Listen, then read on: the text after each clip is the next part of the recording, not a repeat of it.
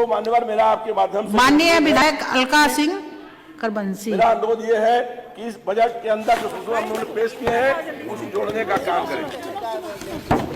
माननीय अधिष्ठाता महोदय, बहुत बहुत आभार व्यक्त करती हूँ बोलने के लिए, मौका देने के लिए। मैं विधानसभा संडीला पर आती हूँ कल और माननीय मुख्यमंत्री से स्वयं को संबद्ध करती हूँ।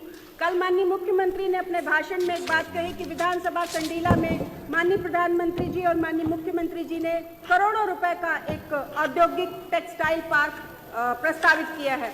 तो मैं कहना चाहूंगी, सबसे पहले विधानसभा संडीला की तरफ से माननीय मुख्यमंत्री और माननीय प्रधानमंत्री जी का आभार व्यक्त करना चाहती हूं और करोड़ों रुपए के लिए इस औद्योगिक पार्क की स्वीकृति प्रदान करने के लिए उनका आभार व्यक्त करती हूं। और इसी के साथ माननीय मुख्यमंत्री से, चूंकि उन्होंने ये भी कहा कि इस सदन में उठाया गया प्रत्येक सुझाव को गंभीरता पूर्वक और संज्ञान में लेंगे, निवेदन करूंगी कि माननीय मुख्यमंत्री विधानसभा संडीला को जिला घोषित करने की कृपा करें और उसके लिए संबंधित को निर्देशित करें। विपक्ष के लोग अभी कह रहे थे कि माननीय मुख्यमंत्री, माननीय प्रधानमंत्री ने क्या किया, तो सवाल आपसे भी पूछना चाहती हूं कि आप कई वर्षों तक सरकार में रहे, क्या किया विधानसभा संडीला के लिए? और मेरी सरकार ने 2017-2014 से आने के बाद विधानसभा संडीला में करोड़ों रुपए का निवेश किया है, जिनको ये जो पूछते हैं कि माननीय मुख्यमंत्री, माननीय प्रधानमंत्री ने क्या किया है। बर्जर सरीखी कंपनियां जिन्होंने 1000 करोड़ रुपए का इन्वेस्टमेंट किया है विधानसभा संडीला में, और ये पूर्णतः लगभग स्वचालित फैक्ट्रियां हैं, और मुझे लगता है कि जहां तक एशिया की सबसे बड़ी कंपनी है जिसने विधानसभा संडीला में निवेश किया है। यही वो संडीला है कि जहां पर जब इसके पहले कंपनियां आई थी तो तथाकथित क्षेत्रीय पार्टी के चंद जनप्रतिनिधि जाकर वसूली करते थे, और हमारी सरकार आने के बाद उस पर लगाम लगी है। ये किया है माननीय प्रधानमंत्री मोदी जी ने, ये किया है योगी जी ने, ये दिया है सुशासन। बात तमाम माननीय जनप्रतिनिधि कह रहे थे कि हमारी सरकार भेदभाव करती है, तो उस पर आती हूँ। विधानसभा संडीला का नगर संडीला है, जहां पर एक क्षेत्रीय पार्टी का चेयरमैन विराजमान है पिछले 20 वर्षों से। माननीय विधायक जी अनुपमा जी ने कहा कि हमने सभी को दिया, तो एक जनप्रतिनिधि बोले कि आप तो हमारा नाम ले रहे, हमारा हक है। उसी तरह से इस देश में हिंदुओं का हक है कि यदि कोई भी सरकार योजना आती है और विधानसभा नगर संडीला में एक क्षेत्रीय पार्टी का चेयरमैन है, 20 वर्षों से लगातार हिंदू उसे वोट देते हैं, लेकिन जन सुविधाओं की जब बात आती है तो उनको इसलिए प्रताड़ित किया जाता है कि वो हिंदू हैं। मैं बात कर रही हूँ, एक वार्ड है कहारन टोला, और पीडीए की बात होती है। यहाँ निवास करने वाले कहार समाज के लोग, ये सभी ओबीसी समुदाय में आते हैं और बेहद आर्थिक रूप से कमजोर प्रवृत्ति के हैं। वहीं पर जिस दिन मैं गई, लगभग 4 या 5 डिग्री टेम्परेचर था, सब जगह अलाव जल रहा था, लेकिन क्योंकि वो गरीब है, वो उनमें इतनी क्षमता नहीं और कहार समाज के हैं, इसलिए वहां पर अलाव नहीं जल रहा था। क्योंकि पूर्व में ये धारणा लोगों की थी कि जनप्रतिनिधि किसी के हाथ में नहीं है, लेकिन ये भारतीय जनता पार्टी की सरकार है। और जब मैं वहां पर गई तो बहुत सरप्राइज थे कि हमारी विधायक हमारे बीच में खड़ी है और मेरे आदेश के बाद वहां पर अलाव जलाया गया। ये किया है आपके लोगों ने।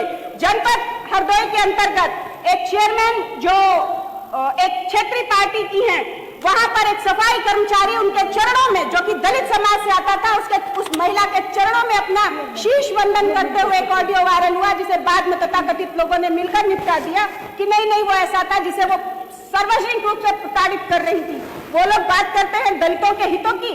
इसी नगर संडीला में बात करूं तो दलित बस्तियां वार्ड नंबर 1 है, और तमाम ओबीसी समाज के लोग जो रहते हैं उनको सिर्फ इसलिए प्रताड़ित किया जाता है कि एक क्षेत्रीय पार्टी का चेयरमैन है और वो सुविधाएं नहीं दी जाती हैं। माननीय प्रधानमंत्री मोदी ने, उस समय मैं विधायक नहीं थी, मेरी ही विधानसभा में इसी नगर संडीला के लिए करोड़ों रुपए दिए कि पानी की टंकी बन सके और पेयजल की समस्या खत्म हो जाए। आपके उस तथाकथित जनप्रतिनिधि ने वो करोड़ों रुपए वापस कर दिया कि हिंदुओं को पानी ना मिल पाए। वो बात करते हैं सामाजिक समरसता की। मैं बात करना चाहती, इसलिए माननीय मुख्यमंत्री से एक निवेदन और भी करना चाहूंगी कि नगर पालिका संडीला का परिसीमन किया जाए, उन क्षेत्रों को बढ़ाया जाए, ताकि जो गरीब आर्थिक रूप से कमजोर लोग वहां पर रह रहे हैं, उन्हें उनका हक सरकार तक पहुंच पाए। दूसरा अहम मुद्दा मैं उठाना चाहूंगी कि विधानसभा संडीला के अंतर्गत आने वाले ब्लॉक भरावन और ब्लॉक संडीला में लगभग 1200 आवास जो पात्र थे उन्हें नहीं मिल पाए हैं, और उसका भी सबसे बड़ा कारण है कि जो तथाकथित क्षेत्रीय पार्टियां हैं, उनके समर्थक प्रधानों ने गलत रिपोर्ट लगा दी या आखिरी दिन पर लगाई, जिससे तकनीकी रूप से चलते हुए वो आवास हाइड हो गए हैं, जिसकी बात माननीय मुख्यमंत्री स्वयं कर रहे थे और मुझे लगता है काफी विधायकों को ये चीजें झेलनी पड़ रही हैं। तो आपसे करबद्ध निवेदन करना चाहूंगी कि वो सभी लोग जो पात्र हैं उन सभी को दोबारा जो तकनीकी उसके चलते कुछ हाइड कर दिए गए हैं सिस्टम से, उन सभी को पुनः ब्लॉक संडीला और ब्लॉक भरावन के अंतर्गत वो आवास प्रधानमंत्री आवास प्रदान करने के लिए पुनः उस प्रक्रिया को लागू किया जाए। तीसरा और अहम मुद्दा जो मैं बात करना चाहूंगी कि विधानसभा बात हो रही थी महिलाओं की, तो एक नाम लेना चाहूंगी, दुर्गा शक्ति नागपाल, शायद नाम याद हो लोगों को। ये महिला भी थी और ये जन्मजात दुर्गा भी थी, इनका नाम ही दुर्गा है और यूपीएससी क्लियर किया था इस महिला अधिकारी ने, एक आईएएस महिला अधिकारी। और बात हमारी सरकार पर नियम कायदों की होती है। ये महिला अधिकारी अपना कर्तव्य निर्वहन करने गई थी एक अवैध निर्माण को रुकवाने। राजनीति की बात इसलिए नहीं कर रही हूँ कि हर मुद्दा कहीं पक्ष विपक्ष में फंस जाता है। ये महिला अधिकारी एक भूमि पर हो रहे अवैध अतिक्रमण को रुकवाने के लिए गई थी और किस तरह से उनको मानसिक रूप से प्रताड़ित किया गया, इंसल्ट की गई कि वो महिला अधिकारी उत्तर प्रदेश छोड़ के अपने वापस केंद्र सरकार की नियुक्ति पर वापस चली जाती हैं। वो लोग बात करते हैं महिलाओं की सुरक्षा और उसकी, उस महिला अधिकारी को और अब भाजपा की सरकार पुनः आने के बाद दुर्गा शक्ति नागपाल पुनः अपने इस उत्तर प्रदेश कैडर में वापस आई हैं। और ये खौफ सिर्फ दुर्गा शक्ति नागपाल पर नहीं था, टीवी पर खूब चला, लोगों ने खूब देखा होगा और वो लोग हमारी सरकार पर उंगली उठाते हैं। क्या मजाल कि कोई भारतीय जनता पार्टी की सरकार में कोई कब्जा कर जाए सरकारी भूमि पर। बात करना चाहती हूँ तमाम मुद्दों पर।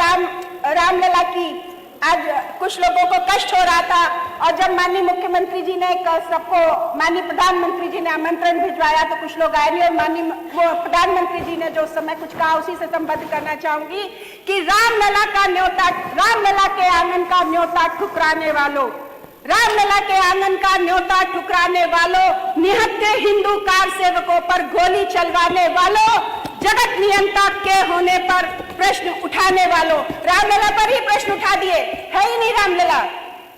जगत नियंता के होने पर प्रश्न उठाने वालों, कोठारी कुल के दो दीपक को बुझाने वालों, कोठारी कुल के दीपक को बुझाने वालों, कोठारी कुल के दो बच्चों को मारने गुनाह सिर्फ ये था कि वो अपने आराध्य की पूजा करना चाहते थे और आज विपक्षी हमें समझाते हैं कि हमारी सरकार समरसता को बढ़ावा नहीं दिखा रही है।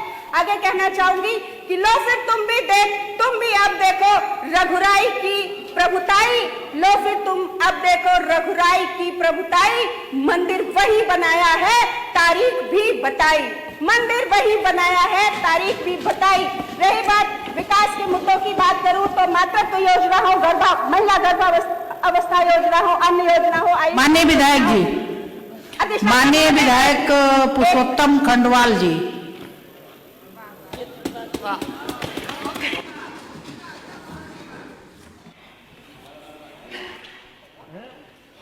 आपका कैसे कट गया है?